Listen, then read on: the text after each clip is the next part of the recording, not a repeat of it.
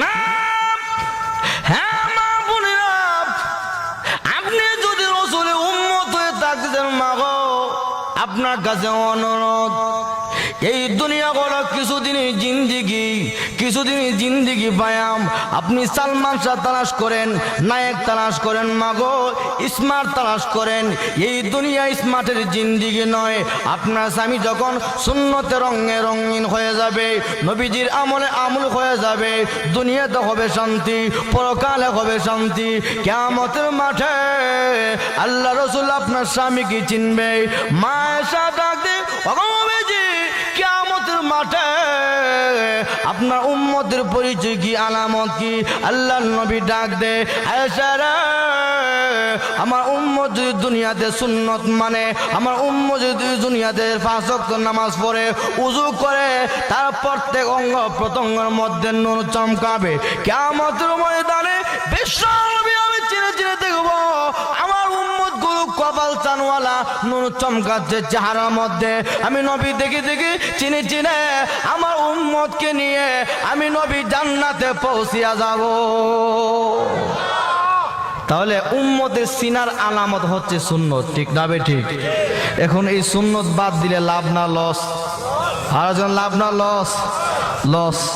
ভাইয়ের আমার, ও আমার মা বোনেরা, তাহলে যখন বিপদে পড়ে তখন সুন্নতের কদর বোঝে। যখন স্বামী গাঁজা খায়, হিরোইন খায়, নেশা করে, হ্যাঁ, তখন স্বামী স্ত্রী কিলাকিলি মুড়ামুড়ি করে, তখন বুঝে হুজুর আমার স্বামীরে একটু বুঝাইয়া সুজাইয়া নি তাবলিগে নেওয়া যায়, ঠিক না বে ঠিক? তখন বুঝে নামাজের কি লাভ, নামাজের কি ফজিলত, ঠিক না বে ঠিক? যুবক ভাইয়েরা, মা বোনেরা, তুমি তোমার স্বামীরে উৎসাহিত করো দিনের প্রতি।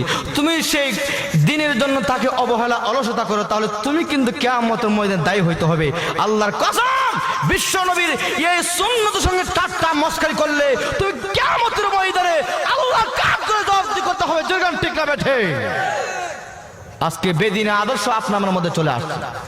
আজকে মহিলা, আজকে দাড়ি ভালো ভাই না, আজকে নামাজি লোক ভালো ভাই না, ঘৃণা করে ঠাট্টা করে মস্কারি করি।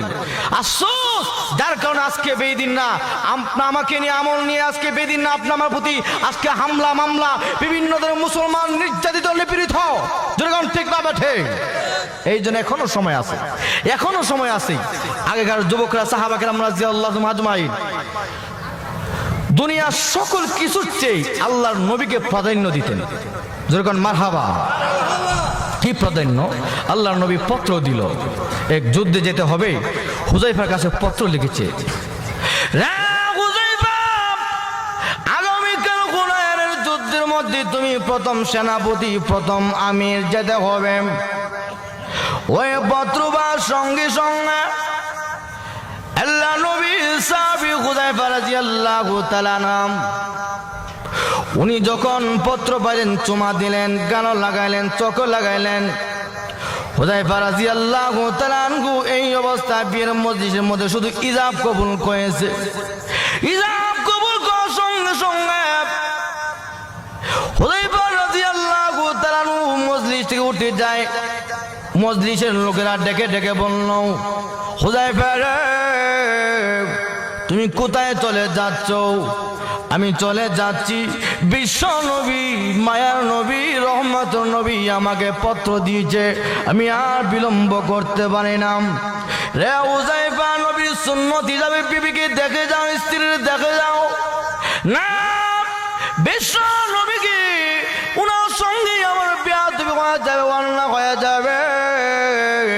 আমি যদি বিলম্ব করি আর নবী যদি বিরক্ত হয়ে যায়, আমি হুযায়ফার জীবন ধ্বংস হয়ে যাব। আমি আর বিলম্ব করব না, আবার গুড়ার মধ্যে সারা হইয়া অস্ত্রের সজ্জে সজ্জিত হয়ে আবার জিহাদের ময়দানে রওয়ানাম। এবার ওখানে যাওয়ার সঙ্গে সঙ্গে নতুন বিবি পত্র দিয়েছে, স্বামীরে, নতুন ইজাব কবুল হয়েছে, ও স্বামী, আপনার সঙ্গে একটু দেখা সাক্ষাৎ করার মধ্যে মনের মধ্যে আসা, আপনি আমার সঙ্গে একটু সাক্ষাৎ করুন। অপর 20টাই লিখে দিল, বিবি আমি আর সময় দিতে পারবো না গো বিবি, জান্নাতে হুর গেলমাল আমার জন্য অপেক্ষা করতেছে, আমি আর আসতে পারবো না, আমাকে ক্ষমা করে দিও।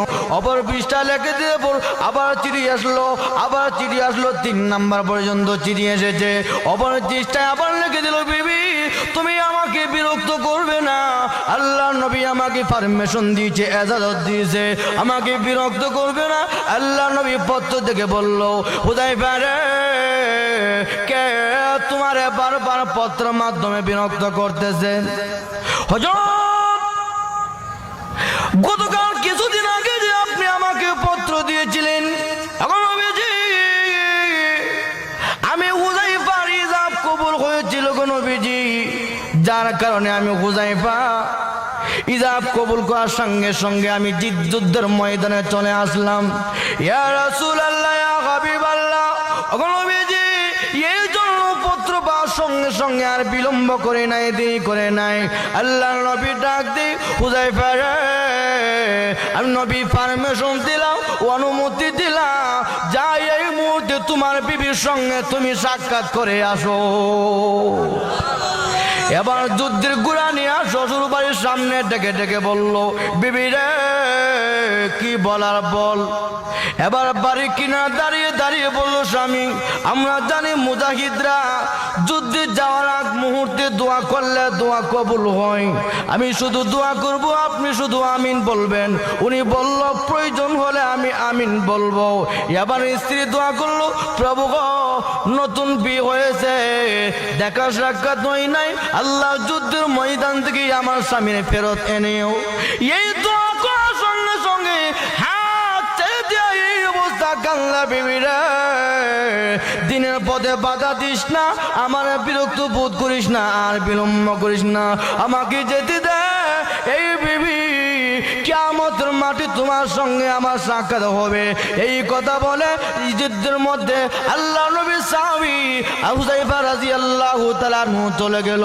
উনি চলে যাওয়ার পর যুদ্ধ করতে করতে আল্লাহ রাস্তায় নবীর সাহাবী আল্লাহ রাস্তায় শহীদ হয়ে যায়। কি পরিমাণ মহব্বত ছিল আল্লাহ।